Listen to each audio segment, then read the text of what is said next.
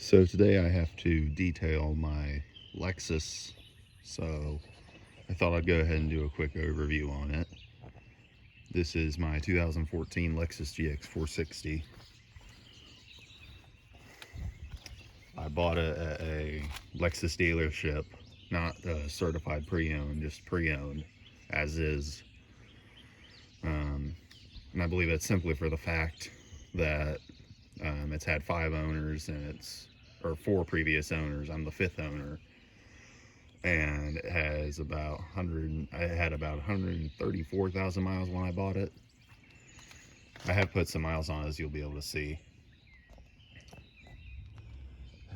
From the factory, it has these 18-inch wheels, which look okay.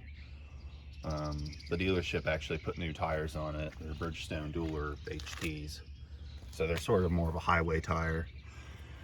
Hopefully at the end of the summer I'll have enough money where I can buy some of those 17-inch TRD 4Runner wheels and put some off-road tires on it. Probably going to go with the Cooper Discover AT3 4S, because I don't really want anything too aggressive, because I don't really want to ruin the ride quality of this. So I love how this rides. It's a very pretty truck though. I bought it for about, I guess it would have been $29,000 out the door. I was able to talk the dealer down to 28 off of their price. Obviously it's a horrible car market, so that's about the best I could do. I believe they had it listed for something around 28.5. So it wasn't horrible in this market. They weren't too firm, which I guess was a good thing, because this had been sitting here for about several months. And there's a couple reasons why that is. There's nothing mechanically wrong with it. It's in perfectly good mechanical condition. The dealership did some work to it, which I'll go over. One thing I like about it is on the back door here, you actually have some smart entry buttons, which I think is nice. It has that swing out door, which can be viewed as a pro or a con, depending on how you want to look at it. I view it as sort of a unique feature. Would a tailgate be nicer? Obviously, would a truck bed be nicer? Yes, but this is a pretty unique feature. Something from the Land Cruiser Prados that they have over in Australia. Went ahead and installed a canvas back liner into it. Main reason I went with this over the WeatherTech or OEM is because it had the part for the second row, and it had the split folding third row. Probably never going to use the third row because the space in it is absolutely abysmal, but it's an emergency, I guess.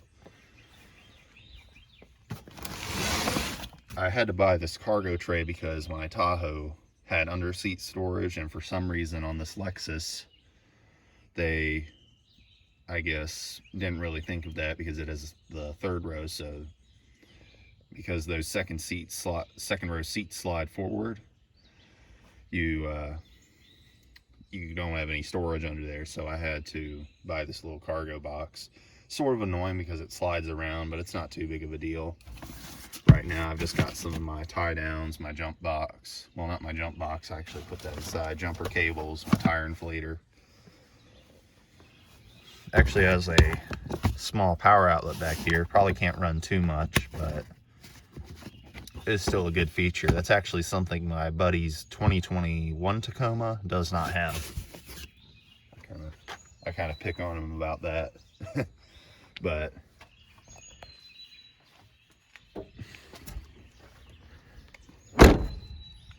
this vehicle is pretty much 100% made in Japan, so it's very high quality. As you can see, the leather here is a little worn. It's not as bad as some Highlanders I've seen where on the door handle there's all this crinkled leather. Usually this happens because of hand lotion. It gets into the leather and totally swells it up. The wood trim obviously is in rough shape, 5 owners, including me, so the leather's a little worn, but overall it's actually held up pretty well, being a 4-owner car. Let me show the back seat real quick. I did install the OEM Lexus all-weather mats because the WeatherTech ones were not that much less expensive than these, so I just went with the Lexus ones. I didn't really want the liners. I've never really been a fan of the WeatherTech floor liners. But the back seat actually looks like it's barely been used. It's in very good shape. I think that most of the passengers were in the front seat there. And even that seat's in pretty good shape. The leather back here is in much better condition. I'm going to try and take steam cleaner, just run across it real quick. Hopefully that gets rid of some of this water marking on it. Not sure if I'm going to wash it. Probably should, but I'll think about it. Go ahead and get in and start it up. It is the smart entry, so just press the button. And that 1URFE comes to life. Great engine.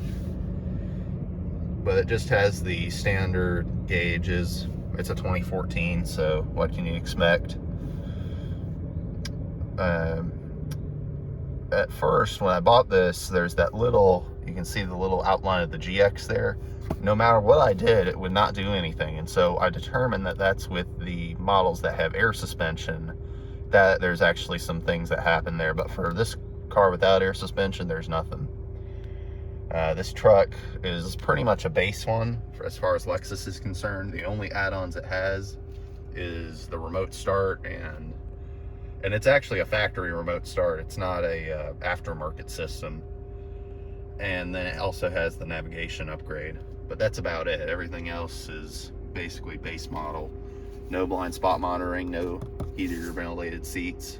Probably the only GX out there that doesn't have that, which is kind of odd, but I mean, that's not really what I bought this truck for. I needed it to be reliable, dependable, be able to haul a trailer. That's all I needed it for. The creature comforts really don't concern me.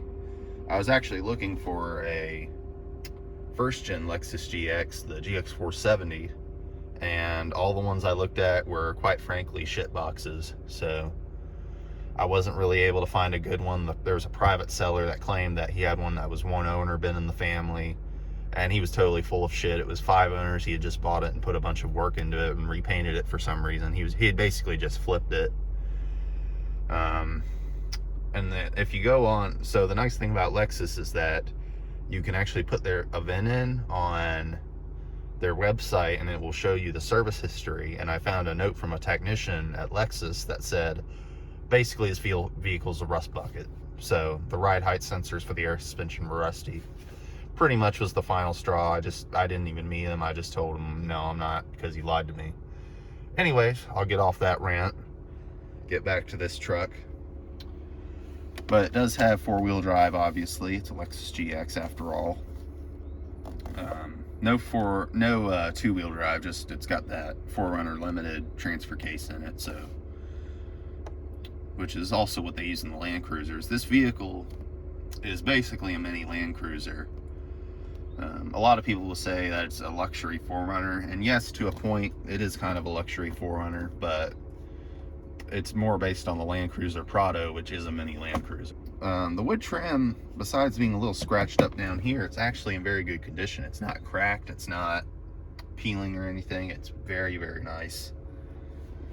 Has the downhill assist control for off-roading, and then also has the locking center diff, all of which works, which was something I was not able to find with the GX470s. A lot of them, you turn on the differential there and it would just keep blinking and blinking forever, which means the actuator's totally fucked and it doesn't work. So let's see, what else can I go over? I installed a LED light bar from Harbor Freight into the bumper. It looks very, very good. I installed a Toyota OEM style switch, and that looks very nice. I was able to tie into the dash lighting on this switch. Sort of wish I could have done a better job, but it's not a horrible job that it looks totally screwed up. So that was a pretty easy installation. One thing that I don't like about this truck is that your AC controls, for whatever reason, and they actually changed this for 2022, your AC controls, you have to basically control all of it from the touchscreen. You only get auto off, your temperature controls. You can, I guess, do dual, and then recirc and fresh air. That's the only settings you have here. Your fan speeds, which is really annoying, has to be done up here. And of course your zones, if you adjust that. Usually I let automatic adjust that, so I don't worry about that. But it's kind of annoying. And I just noticed this piece of chrome is actually missing. Oh well. One of the things that the dealer replaced before they sold it to me was the blower motor. I guess somebody had done it before and they didn't do it right, so they had to replace it again. Oh well. That's not the biggest repair, however. Under the hood, I'll show you one of the repairs that really made this worth buying, because it's somewhat common on these and it's an important thing to have done. But overall, I love this truck. It's so smooth, so quiet. Not a squeaker or rattle in the interior, even after 4 owners. And actually it hit 138,000 miles the other day, so it doesn't need maintenance. The sticker actually says 622 up there. I bought it at Johnson Lexus in Durham, pre-owned. But there's sort of a bunch of things you can go through in here.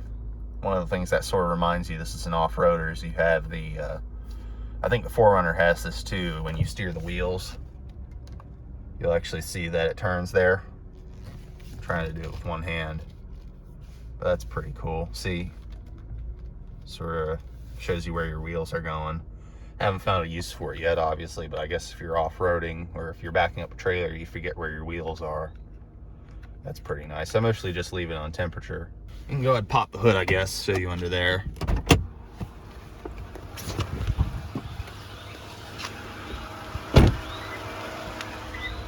Keys in my pocket. This is the Toyota tried and true 1URFE. This one does not have the direct injection like the LS or the GX400 or 460 did, because I believe they made a GX460 a while back. Super smooth, super quiet engine.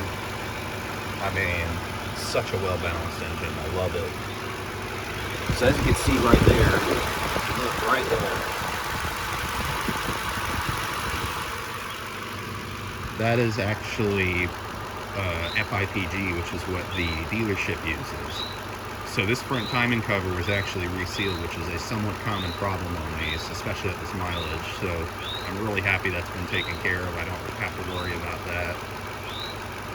I mean, even if something does happen where it starts leaking again, it's probably something worth doing, because these trucks just run forever if they're taken care of. It is such a smooth, such a quiet engine. So amazing.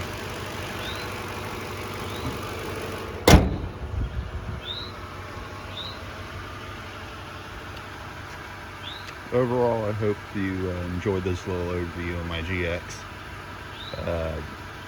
Next video, I don't know, I might go ahead and do about a 1-year review on my Corolla there, my daily driver. And as for what happened to the Tahoe, yes, I did sell it.